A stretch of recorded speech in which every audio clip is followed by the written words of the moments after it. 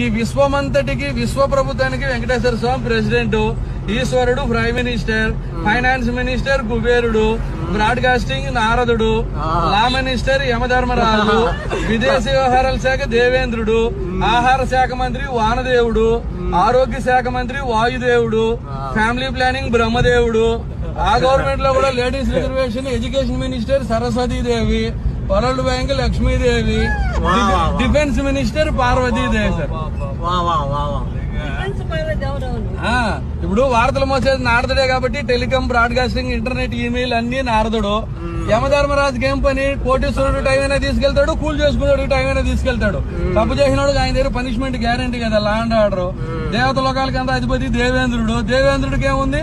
ఏ లోకం పోయినా Rambha, Urvashi, Menaka dance programme లో ఆయన జీవితం హ్యాపీగా ఉంటుంది.